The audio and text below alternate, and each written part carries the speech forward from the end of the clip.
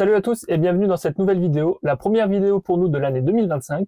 Et pour cette première vidéo, ça sera juste un facecam tout simple. On va vous parler d'un sujet sur lequel on a envie de témoigner. Donc aujourd'hui, on va pas parler de van, de voyage, etc. Ça va plus être une expérience personnelle qu'on a vécue en couple. C'est pour ça que j'ai exprimé à Julien le besoin d'en parler ici en vidéo pour des raisons que je vous expliquerai tout à l'heure. Heureusement, il a accepté sans problème parce que là-dessus on en parle avec beaucoup d'ouverture et sans aucun problème. Donc vous l'avez vu dans le titre, aujourd'hui on est le 11 janvier 2025 et demain ça fera 2 ans jour pour jour que j'ai fait une interruption volontaire de grossesse d'un enfant qu'on avait en commun. Du coup j'ai voulu faire la vidéo que j'aurais voulu entendre et que j'aurais voulu voir quand on a traversé ça ensemble, parce que évidemment personne n'en parle, et ben il y a très peu de témoignages sur le sujet, et même si chaque expérience est propre à chacun, c'est quand même important de sentir qu'on n'est pas seul et que d'autres personnes ont vécu la même chose que nous. Avant que cette vidéo commence, vous pouvez soit regarder la vidéo, soit vous la mettre dans votre podcast parce que ça va être une longue discussion. N'hésitez pas à me liker, à mettre un petit commentaire aussi parce qu'on attend votre avis sur ce sujet, on attend vos retours d'expérience si vous voulez les donner, et surtout ce qu'on demande c'est de la bienveillance envers les avis et les divergences de chacun.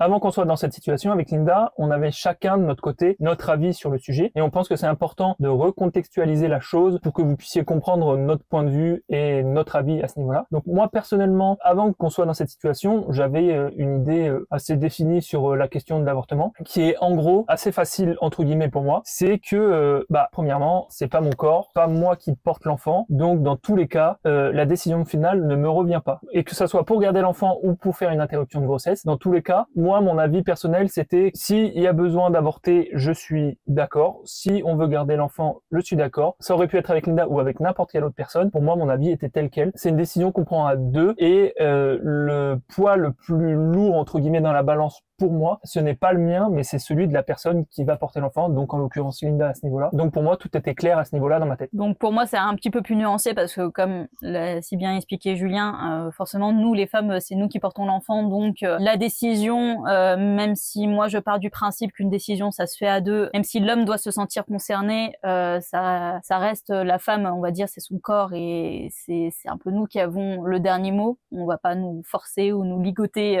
pour enlever l'enfant, mais voilà, c'est un peu plus nuancé pour moi, étant donné que en me questionnant sur qu'est-ce que moi je ferais si ça m'arriverait, très honnêtement, je pensais pas que j'en arriverais à un avortement par question de principe, de laisser la chance à l'enfant de lui donner la vie, etc. J'avais une idée assez naïve, on va dire, de la situation, même si j'avais quand même ce recul-là de pouvoir dire, quand je partageais cette opinion-là, de dire c'est mon avis, mais c'est vrai que tant que j'y suis pas confrontée, je ne pourrais pas garantir à 100% comment je réagirais. Et la preuve telle que tant qu'on n'a pas vécu une grossesse non désirée, on ne peut pas savoir quelle décision on serait capable de faire selon le contexte de vie qu'on peut avoir, en sachant que aussi il y a des périodes de vie où on est plus ou moins prêt, etc. Pour en avoir parlé à d'autres femmes, je sais que c'est aussi une pression qu'on peut avoir vis-à-vis de ça. Moi personnellement, quand j'ai passé le cap des 18 ans, je me suis dit j'ai réussi à ne pas tomber enceinte avant 18 ans. C'est déjà une bonne chose. C'est le cap de la fin des études. Ouf, j'ai réussi à ne pas tomber enceinte accidentellement avant mes études. C'est des petits caps comme ça, etc. Et c'est vrai que, encore naïvement, je pensais que maintenant que j'avais fini mes études, que j'étais majeure, que j'avais un boulot, que voilà, j'étais stable psychologiquement, si je tombais accidentellement enceinte, voilà, ce serait comme ça, ce serait la vie, etc. Mais du coup, voilà, je voulais faire cette vidéo pour casser certaines idées reçues sur l'avortement. On en reparlera tout à l'heure. Mais aussi, déjà, pour ce premier point, vous pouvez avoir une opinion sur l'avortement, mais vous ne pouvez pas imposer votre opinion, encore moins tant que vous n'avez pas vécu une grossesse non désirée, comme l'ont vécu les personnes qui ont fait une IVG. Comme vous l'aurez compris, ça va être un sujet où Linda va énormément parler. Moi, je vais être un peu en retrait parce qu'on vit pas les choses pareilles à ce niveau-là. Donc c'est surtout Linda qui va donner son ressenti sur la chose. Moi, je vais donner le mien aussi parce que j'ai vécu la chose aussi d'une certaine manière. C'est pour peut-être aussi dire aux gars comme moi, aux mecs, que on vit les choses totalement différemment entre un homme et une femme. Parce que on l'a vécu, parce qu'on a eu une discussion quelques mois après l'avortement où en fait moi je me suis rendu compte qu'on n'avait vraiment pas vécu les mêmes choses et c'est pour faire un petit message aussi aux gars qui pourraient être dans cette situation avec leurs copines, leurs compagnes, leurs femmes, etc. Discutez-en, même si vous avez l'impression que de son côté tout va bien, ben en fait c'est pas forcément le cas et nous on s'en rend pas forcément compte parce qu'il y a plein de choses qu'on vit pas du tout pareil. Donc n'hésitez pas à poser la question de savoir si tout va bien et comment votre compagne, votre partenaire de vie vit la chose. Ce qui est important aussi, c'est de savoir qu'est-ce qui s'était passé avant, parce que du coup, je l'ai appris seule que je suis tombée enceinte. Elle n'est pas tombée enceinte seule, hein. Elle a appris toute seule. Ce qu'il faut savoir, c'est que ça faisait quelques mois qu'avec Julien, on se fréquentait de façon totalement exclusive. Ça faisait 1 an et demi que je portais un stérilet en cuivre, donc un stérilet non hormonal. Pour les personnes qui savent pas ce que c'est, je vous laisse vous documenter de votre côté. Début novembre 2022, j'ai eu mon rendez-vous gynécologique annuel pour faire un contrôle comme d'habitude. Donc voilà, il est allé voir mon stérilet, il a vu que tout était en place, tout était bon, il y avait rien à redire. Il m'a simplement refixé un rendez-vous fin décembre pour faire des examens complémentaires mais qui n'avaient rien à voir avec une potentielle grossesse ou quoi que ce soit. Donc avec Julien, on fait notre vie. Comme tout couple, là, on a des rapports. Hein, voilà. Donc quelques semaines après ce premier rendez-vous chez le gynéco, je m'aperçois en fait que j'ai du retard, ce qui en soi n'est pas forcément normal parce que je suis souvent réglée comme une horloge, j'ai toujours mes cycles de façon normale et à ce moment-là en fait je me trouve plein d'excuses pour expliquer pourquoi j'ai ce retard de règles. Je me souviens que c'était, je pensais d'abord au stress parce que à cette période-là je travaillais énormément et il y avait d'autres sans doute d'autres explications que je me donnais, je m'en souviens plus vraiment à ce moment-là, mais je me disais que ça va venir. Je pense à une grossesse, mais très clairement vu que pour moi je portais un stérilet, que j'avais vu le gynéco quelques semaines avant, que tout était bon et que clairement j'étais pas prête à recevoir ce genre de nouvelles, je mets un petit peu les œillets, on va dire, sur cette possibilité. Donc à chaque fois je me rassure en disant c'est autre chose, c'est autre chose. Pareil, j'ai d'autres symptômes, je prends du poids et j'ai mal à la poitrine. Je prends du poids, bah on est en fin d'année, donc qui dit fin d'année on mange beaucoup, donc et on adore manger avec Julien, donc je me pose pas forcément de questions là-dessus. J'ai mal à la poitrine, bon ça me questionne encore plus sur une grossesse, mais pour autant je vais pas avoir le réflexe ou quoi que ce soit. Et vu que fin décembre je sais que j'ai ce deuxième rendez-vous avec le gynécologue, je me dis bon bah, peut-être qu'il y a un souci, mais je verrai ça avec le gynéco quand je le verrai. Et du coup pendant toute cette période, moi bah, j'étais au courant de rien. Pour en revenir à ce que je disais tout à l'heure, que les choses on les ressent différemment, ça commence déjà à ce niveau-là. Bah, moi je me doute absolument de rien parce que bah déjà elle dit rien, elle me le dit pas forcément. Et nous tous ces changements hormonaux et cette prise de poids, tout ça, bah nous on n'est pas confrontés du tout parce que bah nous on porte pas d'enfants, tout ça ça nous concerne pas entre guillemets, hein, je mets des grandes guillemets parce que ça nous concerne tout autant mais façon de parler. Donc à ce niveau-là en tant que mec, bah moi je fais ma vie comme si de rien n'était. Et puis en plus, non seulement je voulais rejeter on va dire cette possibilité, mais en sachant que tu es de nature anxieux, je savais très bien que le fait de t'en parler ça allait te stresser et voilà, c'était d'un autre côté aussi, je me dis c'est pas la peine que je l'inquiète pour quelque chose qui si ça se trouve ce n'est rien. Donc voilà, une des raisons pour laquelle j'en ai pas parlé, toujours dans mon idée de c'est sans doute pas ça, ça doit être une autre explication. Pour moi ça ne pouvait pas être une grossesse. Donc, ce qui nous amène au 26 décembre 2022. Je vais à mon rendez-vous chez le gynécologue comme c'était prévu. Forcément, j'y vais seule. Je fais mon examen normalement et à la fin, le gynécologue me demande si voilà il y avait autre chose dont je voulais parler, etc. J'ai dit ah bah oui, je crois que je lui ai présenté comme ça. Je lui ai dit j'ai un retard de règles, mais j'ai quand même sur ces derniers jours j'avais quand même quelques petites pertes très minimes. Et donc il a dit bon bah d'accord, on va vérifier ça. À ce moment-là il ne fait aucune hypothèse. Il dit bon bah on va regarder ça avec l'échographie. Voilà, la petite perte peut être liée au stérilet qui peut être mal placé ou quoi que ce soit. Donc, il dit on va faire une écho. Donc il met le monitoring sur mon ventre. Puis là en fait il me regarde et il me dit c'est une grossesse. Clairement à ce moment-là l'expression tomber de 5 étages c'est très explicite. J'avais vraiment l'impression de tomber de très haut. Il m'a répéter c'est une grossesse pour que voilà tellement que ça m'avait un petit peu sonné. À ce moment-là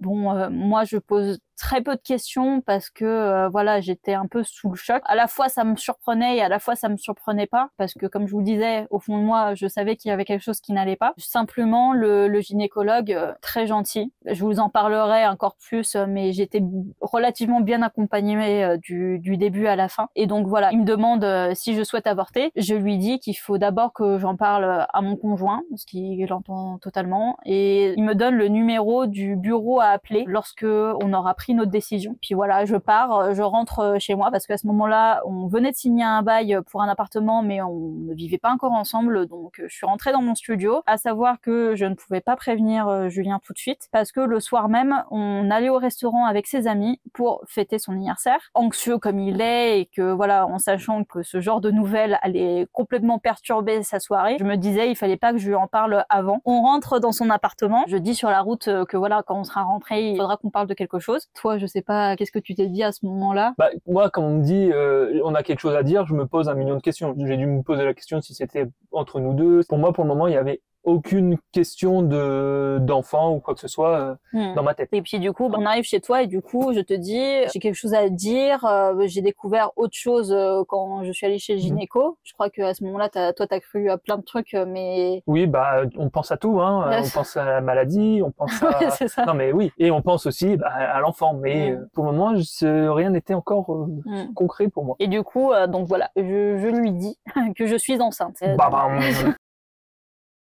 Du coup, je te laisse expliquer, toi, ta réaction de ce que tu t'en souviens. Que je m'en souviens, donc tu diras si toi tu t'en souviens de la même manière, c'est que je l'ai accueilli de manière entre guillemets contente malgré tout. Il n'y a pas eu de rejet de ah oui mais non c'est pas possible. C'était ok, c'est une nouvelle voilà qui te tombe dessus comme ça, mais voilà pas de crispation entre guillemets. Enfin je sais pas comment trop expliquer la chose, mais je l'ai on va dire bien pris et puis j'étais heureux de l'apprendre. Après très vite en est venue la conversation de est-ce qu'on garde ou pas, mais voilà moi j'étais ouvert à toute discussion et sur le coup c'était une plutôt bonne nouvelle pour moi quoi. Ce qui était en soi pas une réaction qui me surprenait vis-à-vis de toi parce que voilà il faut savoir que on avait déjà parlé d'éventuels enfants, etc.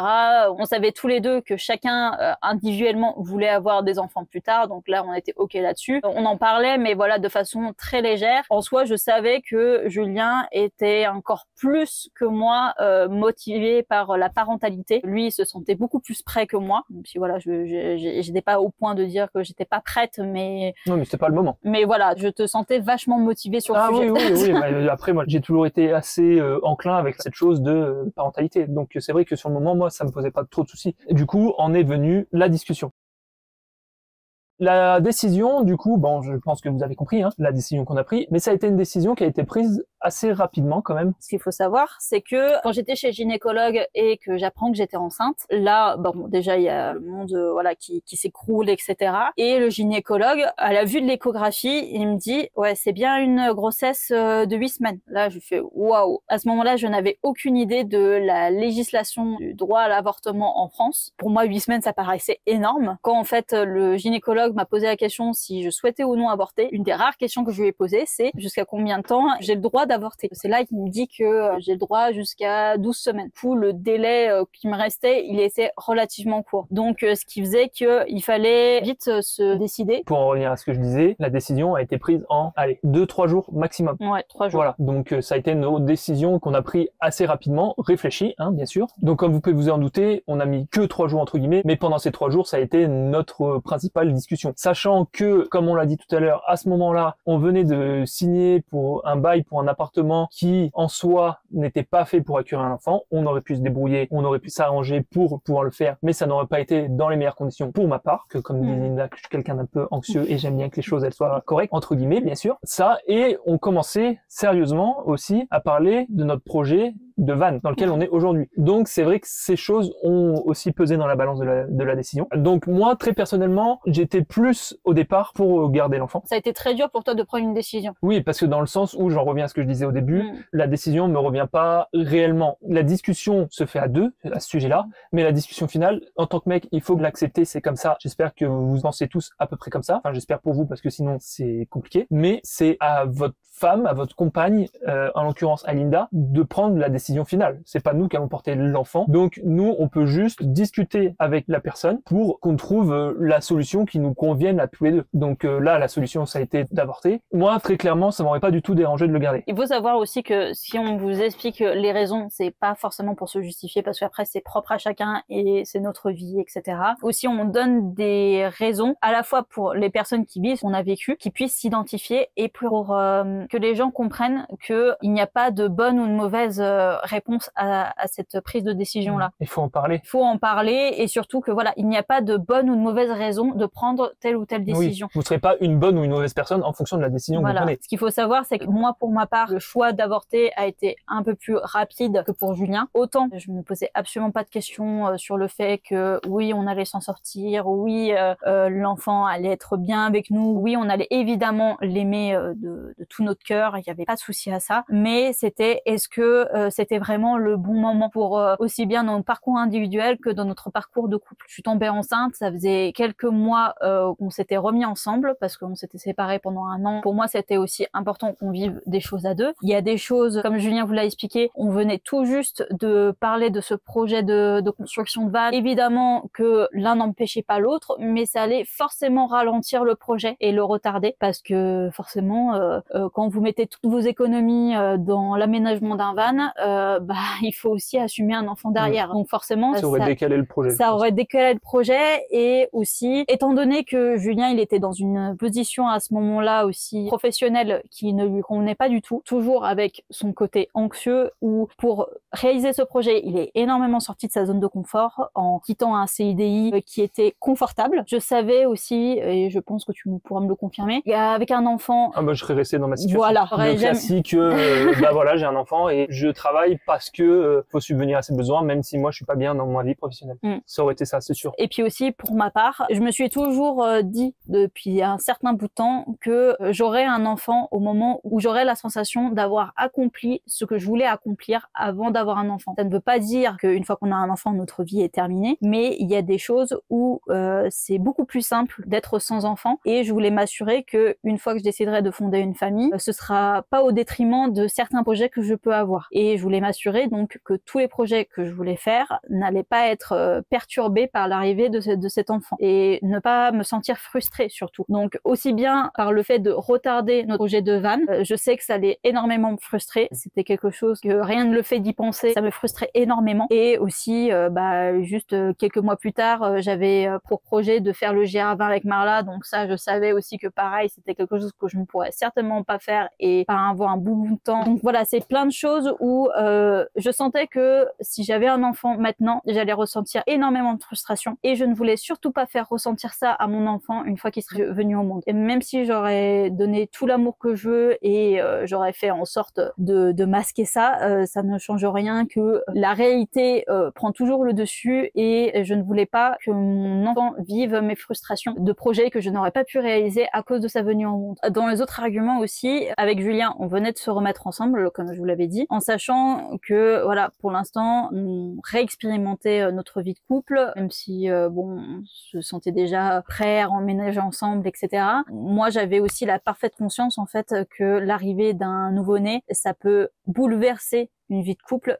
que ça soit en bien ou en mal. Et pour moi, avant d'avoir un enfant avec Julien, je voulais m'assurer en fait de la solidité de notre relation, de l'importance de travailler les fondations avant de construire autre chose derrière, parce que si les fondations sont pourries, autant dire que l'arrivée d'un enfant qui peut être ultra bouleversant, ça pouvait détruire toute notre relation et tout notre bien-être à être ensemble. C'est qui tout double. Voilà, c'était qui tout double. Évidemment, il y a des couples qui ont un enfant extrêmement tôt et ça peut très bien marcher, il y a aucun souci là-dessus. Mais moi, personnellement, j'étais pas prête à prendre ce risque-là. Donc, c'est toutes ces questions, en fait, qu'il fallait se poser. Donc, peut-être que certains pourront dire que ce sont des arguments égoïstes, mais c'est bien d'être égoïste dans des moments pareils. De mon point de vue, c'est important. Comme on disait, ça reste un choix personnel. Voilà. Donc pour vous, c'est peut-être des arguments qui sont débiles ou qui ne vous correspondent pas du tout. Pour Linda, ça l'a été. Pour moi, je n'y ai pas du tout pensé, très honnêtement. mais voilà, c'est des arguments qui sont propres à chacun. C'est pour toutes ces raisons, en fait, que j'ai décidé que ce n'était pas le bon moment. Ce qui fait qu'on a pris notre décision et que voilà, la chose était enclenchée pour arrêter cette grossesse. Comme le disait Linda au début de la vidéo, l'avortement, c'est pas forcément un sujet qui est beaucoup exprimé. Elle vous en reparlera un peu plus tard dans la vidéo. Mais tout ça pour vous dire que nous, on a très vite pris la décision d'en parler parce que c'est pour nous pas un tabou. On est des personnes qui sont très ouvertes. Moi, personnellement, j'ai la chance d'avoir un entourage qui est très ouvert et à l'écoute, que ça soit ma famille ou mes amis. J'ai commencé, moi, à en parler à ma famille, qui ont pris la nouvelle à leur manière, mais qui sont restés en soutien, même si tout le monde n'était pas forcément d'accord avec cette décision, mais ils sont quand même restés en soutien derrière. Et de ce qui est côté de mes amis, c'est vrai que moi, j'en ai très vite parlé à mes amis, parce que déjà, je pense que j'avais besoin de l'extérioriser, et je savais que à eux, je pouvais le dire, et que j'étais dans une safe place avec eux, donc je leur ai dit, et pareil, il y a eu tout de suite du soutien. Ça a été très bien accueilli aussi de ce côté-là, et je pense que c'est important d'être bien entouré à ce moment-là, parce que c'est quand même une décision importante, et les décisions importantes, des fois, le pouvoir le dire, en parler, c'est autant pour soi très bénéfique, autant ça peut être pour d'autres personnes qui sont dans la même situation très bénéfique pour elles. Et c'est un peu un conseil qu'on pourrait donner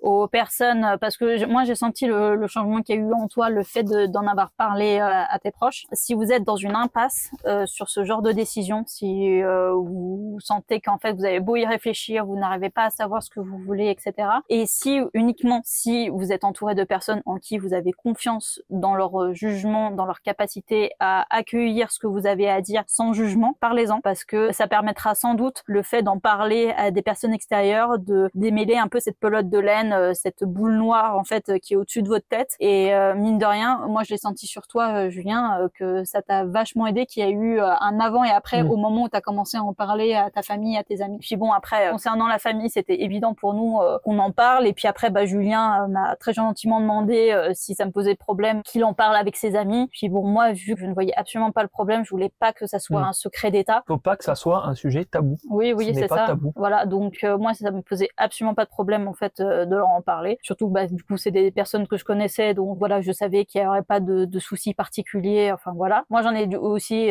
parlé à ma famille, qui est pareil, ça a été très bien compris, même s'il n'y a pas eu de partage d'avis, ça a été accueilli avec du soutien et puis du coup une validation de notre décision et qu'il n'y avait aucun souci là-dessus. C'est là où je voulais aussi en venir sur le fait que le sujet de l'avortement, c'est quelque chose d'extrêmement tabou, parce que aux personnes à qui on a partagé cette expérience de vie, que ça soit du début jusqu'à aujourd'hui, on a des personnes qui se sont confiées sur leur propre avortement, alors que c'est des personnes qu'on connaît bien aujourd'hui, mais c'est voilà des secrets qu'ils ont gardés pour eux et ils se sont sentis ouverts d'en parler simplement parce qu'on a abordé le sujet. Moi, personnellement, ça m'a extrêmement surpris de sentir le nombre de personnes qui ont vécu ce qu'on a vécu et que en fait, il suffit simplement d'en parler pour que les gens se confient. Donc après avoir appris cette grossesse, ça montre bien que le corps est extrêmement bien fait puisque mes symptômes se sont décuplés. En plus de la douleur à la poitrine, j'étais aussi extrêmement fatiguée. C'était génial pendant un déménagement, c'était super. Tous les 10 minutes, il fallait que je me repose parce que j'en pouvais plus. Il y a eu une journée en particulier, j'étais clouée au lit et ça confortait encore plus mon envie d'avorter parce que les personnes qui ont déjà vécu une grossesse doivent savoir de quoi je parle, mais ça nous laisse la sensation qu'il y a un alien dans notre corps qu'on ne peut plus contrôler et c'est une sensation extrêmement bizarre et peut-être encore plus bizarre quand c'est une grossesse qu'on n'a pas voulu. Quand on a enfin pris la décision avec Julien d'avorter, j'ai utilisé donc le numéro que mon gynécologue m'avait transmis. J'appelle ce numéro et on me donne un premier rendez-vous avec une sage-femme une semaine après cet appel. Donc je vous laisse imaginer où on a quelque chose dans notre corps qu'on ne souhaite pas, on veut s'en débarrasser au plus vite, clairement, pour passer à autre chose, enlever ce mal-être, on va dire, et puis mine de rien, même si on n'en faisait pas un secret d'état, je ne le criais pas non plus sous tous les toits parce que c'était quand même un sacré événement. Donc voilà, garder ça pendant encore 7 jours de plus, c'était l'horreur. Mais bon, après, pas le choix, il faut attendre. Une semaine plus tard, j'ai rendez-vous avec la sage-femme, très gentille, il n'y a pas de souci, comme avec mon gynéco, relativement bien adapté. Le seul truc qui était un peu maladroit, c'est voilà, quand elle a su que j'étais psychologue, elle a dit bon, dans ce cas-là, je vous propose pas un suivi psychologique. En soi, c'est c'est complètement une idée reçue. Oui, les psychologues, elles ont aussi besoin d'un suivi. D'ailleurs, j'ai même dit à ce moment-là que moi-même, je suivais une psychologue, donc en effet, il n'y avait pas besoin de me prescrire un suivi en particulier, puisque j'avais ma propre psychologue. Mais voilà, là-dessus, c'était un peu maladroit, mais en dehors de ça, j'étais bien accompagnée. Bon, encore, il y a eu le truc de, bah voilà, stérilet, pas de chance, ça n'a pas marché. D'ailleurs, petite parenthèse, il faut savoir que le 3/4 des femmes qui pratiquent une IVG ont été sous contraception. Donc c'est simplement énorme. Moi-même, j'ai cru que une personne qui fait une IVG, c'était forcément une personne qui ne prenait pas de contraception pendant ses rapports. Bah sachez que non.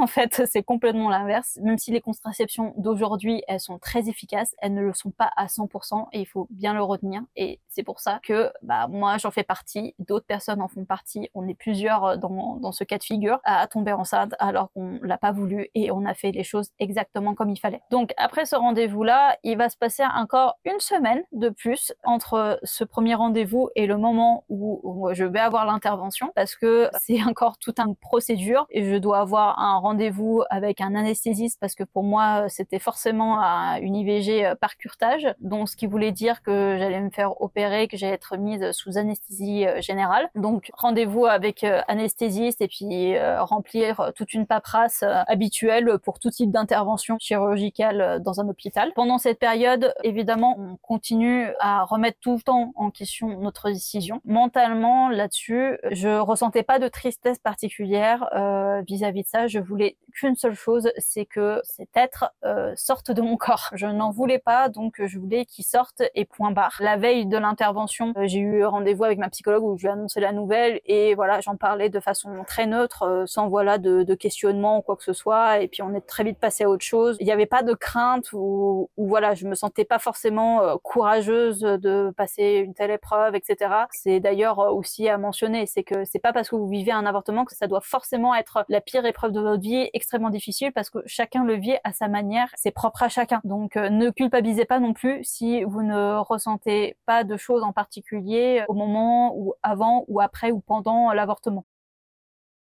Ce qui nous amène maintenant au moment où le début de l'avortement commence, c'est-à-dire une prise de médicaments que Linda va vous expliquer, la veille du curetage. Je sais plus si c'était 24 heures ou 48 heures avant, mais voilà, j'avais un dernier rendez-vous avec la sage-femme qui m'a donné 2 comprimés pour commencer le travail d'expulsion du fœtus, pour préparer l'intervention chirurgicale du moins. Donc là-dessus, j'ai été accompagnée. Les points négatifs que je pourrais donner là-dessus, c'est que je trouve on est informé, mais pas à la hauteur, on va dire, du moins de ce que moi j'ai vécu. Sans doute que pour d'autres personnes, encore c'est différent, mais mon corps n'a pas réagi de la manière dont on me l'avait décrit. On m'avait dit que sans doute quelques heures avant l'intervention, donc pendant la nuit, j'allais ressentir comme des règles très douloureuses, que voilà, j'allais perdre du sang, mais qu'il fallait pas que je m'inquiète. Je le percevais moi comme des retours de règles en fait, puisque je n'avais jamais vécu de fausses couches, d'avortement ou de grossesse avant ça, donc je m'inquiétais pas plus que ça. Et la question que moi j'aurais dû poser à ce moment-là et que j'ai pas pensé à poser parce que je m'en rendais pas compte de l'ampleur de la douleur que j'allais vivre, c'était est-ce que j'avais le droit de prendre un médicament contre la douleur, un paracétamol ou quelque chose dans ce genre-là avant l'intervention. Mais ça on en rediscutera après. Se passe donc la nuit, la veille de l'intervention qui était programmée le matin. Je vais me coucher comme d'habitude et voilà, je me réveille à 3 heures du matin avec cette sensation que j'avais mes règles, etc. Donc je me lève, je vais aux toilettes, en effet, je saigne. Bon, voilà, je me suis dit, bon bah voilà, ça a commencé. Je mets une prothésion hygiénique dans le but de retourner dormir. Sauf que quand je suis retournée au lit, je me suis rendu compte en fait que ça saignait beaucoup. Donc à ce moment-là, je me dis bon, finalement, je vais peut-être pas dormir pour éviter que le lit soit un raz-de-marée. Mais voilà, je me suis pas posé plus de questions que ça. Je ressentais quelques petites douleurs à ce moment-là, mais c'était pas trop douloureux encore, c'était très supportable. Et en fait, les minutes ont suivi, les heures ont suivi, et en fait les douleurs elles étaient de plus en plus présentes. En fait ce que je vivais c'était tout simplement des contractions. Je le savais pas à ce moment-là, mais j'avais horriblement mal au point que au départ je n'ai pas réveillé Julien parce que je me suis dit bon c'est quelque chose que je peux supporter, etc. C'est pas vraiment un souci. Encore voilà, mesdames, le partenaire il est là pour être là, pour être présent, pour soutenir. Donc il faut pas hésiter à le réveiller s'il y a besoin. C'est pour ça que à un bout de moment voilà, j'avais tellement mal que à 5 heures du matin, je me suis dit mince, je vais pas vivre ça toute seule, j'ai pas envie de vivre cette douleur toute seule, donc j'ai réveillé Julien. Et d'ailleurs, t'as pas compris Non. à ce moment-là. À la fois, je l'ai réveillé parce que je ne voulais pas traverser ça toute seule, mais à la fois, tu savais pas trop ce que tu pouvais faire, Bah oui. à part être là et voilà, me voir en train de souffrir et de perdre de façon abondante du sang, parce que en fait, plus mes douleurs étaient présentes et plus je perdais du sang. À ce moment-là, je m'inquiétais pas forcément donc sur la quantité de sang que je perdais, parce que pour moi c'était normal, mais je m'inquiétais surtout au niveau des douleurs. Je savais que c'était normal de souffrir, d'avoir mal, mais on m'avait pas prévenu que ce serait à ce point. J'ai vécu les pires douleurs de ma vie. Pour dire que quand j'y pense encore aujourd'hui, j'ai peur le jour où je vais vraiment accoucher. Et clairement, en fait, j'ai vécu une fausse couche. Donc à bout d'un moment, j'avais tellement mal que je t'ai demandé à toi, Julien, d'appeler le 15 pour simplement avoir l'information et la confirmation que je pouvais bien prendre quelque chose pour atténuer ma douleur, même si j'allais me faire opérer quelques temps plus tard. Donc Julien, il a appelé, et durant tout ce parcours d'IVG, s'il y a bien un moment où on est tombé sur une personne pas correcte, c'était là. C'est donc Julien, il a expliqué donc à la réceptionniste que sa conjointe allait avorter, mais qu'elle avait extrêmement mal, et donc on voulait simplement savoir si on avait le feu vert pour prendre un paracétamol contre la douleur, parce qu'elle était vraiment très présente. Elle est allée chercher un médecin homme, et qui a tout simplement dit à Julien, c'est normal si elle a mal. Voilà. Donc Julien, il a dû prendre sur soi, alors que moi j'étais à côté, j'entendais parce que le téléphone était en haut-parleur, et donc Julien, il a réexpliqué gentiment que on sait que c'est normal d'avoir mal, mais on voulait simplement savoir si j'avais le droit de prendre un médicament. Au final, il a dit que oui, qu'il fallait simplement prévenir l'équipe à mon arrivée à l'hôpital. Voilà, on va dire le super bel accueil. J'ai pris le médicament, ça m'a pas aidé plus que ça. J'avais tellement mal, donc là j'ai dit je voulais plus rester en fait chez nous. Je voulais aller à l'hôpital pour aller voir juste aux urgences s'ils pouvaient me mettre sur un brancard, quelque chose comme ça. Je sais pas en fait ce que je voulais vraiment à ce moment-là, mais je voulais en fait juste être à l'hôpital, sentir que voilà, j'allais bientôt être prise en charge, et puis voilà, à 6 heures du matin, 2 heures avant mon rendez-vous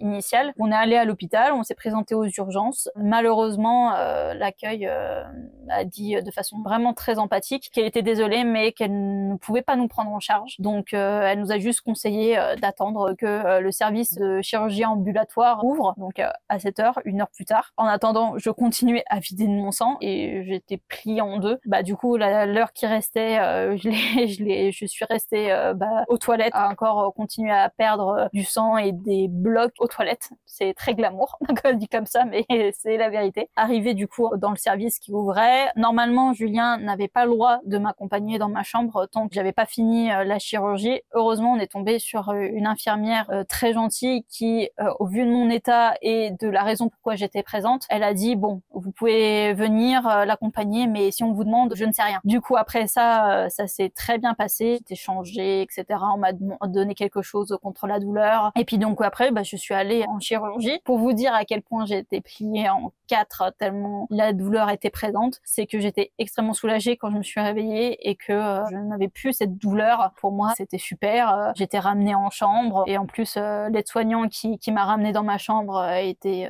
adorable, super sympa. Donc voilà, on a fini notre journée comme ça. Voilà, c'était fini. On est rentré à la maison et pour nous, c'était réglé et voilà. Tourne la page, affaire conclue. Mais du coup, on va en venir maintenant. C'est les moments que nous, en tant qu'hommes, on ne voit pas. C'est tous les changements que ça procure, tous les changements que ça fait dans votre corps et dans votre tête, dans tout, ce que ça vous change réellement. Et nous, ça, c'est des choses qu'on se rend pas compte parce qu'on n'a pas tous ces trucs d'hormones qui bougent, etc. à ce moment-là. Donc c'est vrai que pour moi, on a fini la journée, l'opération était finie, clôturée. Merci, bonsoir, ça y est. Affaire classée. Affaire classée, exactement. Mais ce n'était pas le cas pour Linda.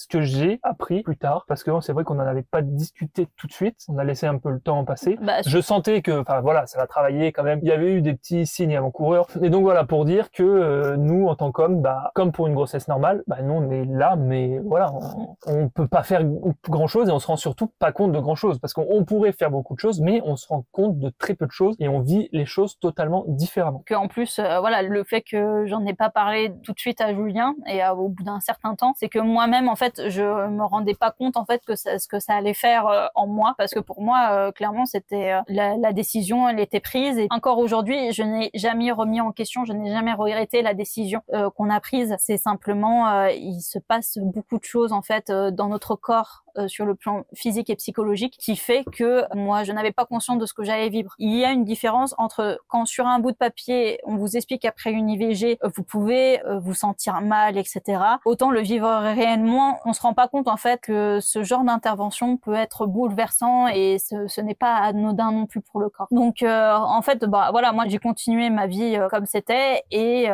pour moi voilà, j'y pensais tous les jours de cet avortement, mais pas du tout avec tristesse ou quoi que ce soit. C'est juste, je me disais, ça faisait partie de moi maintenant, et voilà. Jusqu'à ce que les premiers symptômes postpartum arrivent. C'est arrivé une semaine pile après l'avortement, après l'intervention. Que les médecins préconisent généralement, c'est l'arrêt du sport pendant une semaine après cette intervention. Ce que j'ai respecté, et en fait à une semaine pile, j'avais mon entraînement de sport comme habituellement. J'y suis allée en sachant que je n'étais plus retournée depuis que je savais que j'étais enceinte, et l'entraînement dure 2 heures, et au bout d'1 heure je quitte subitement l'entraînement pour aller dans ma voiture et pleurer à chaudes larmes, vraiment des larmes incontrôlables, et je ne comprenais pas. J'ai ressenti une puissance tristesse en moi, je n'étais même pas en mesure d'expliquer d'où venait cette tristesse, qu'est-ce qui se passait réellement. Donc je suis rentrée chez nous, parce que du coup, entre-temps, on a emménagé ensemble. Je rentre, Julien ne dormait pas encore, et quand je le revois, je me remets tout de suite à pleurer. Et donc, Julien ne comprend pas. Il m'a vu partir à l'entraînement normalement, et du coup, je rentre en pleurant toutes les larmes de mon corps, et sans être en mesure vraiment d'expliquer ce qui se passait. La nuit se passe. Le lendemain, heureusement, j'ai une collègue de travail à qui j'en ai parlé, et avec qui je faisais du covoiturage, qui du coup a vu que j'avais les yeux gonflés. Donc je lui ai expliqué cet épisode, donc en sachant que voilà, je comprenais pas, etc. Et en fait, tout bonnement, parce que elle est elle-même maman d'un enfant en bas âge, elle a dit ah oui, tu vis un postpartum. donc c'est là où j'ai compris en fait, d'accord, ce que je vis, c'est inexplicable, mais d'accord, c'est normal.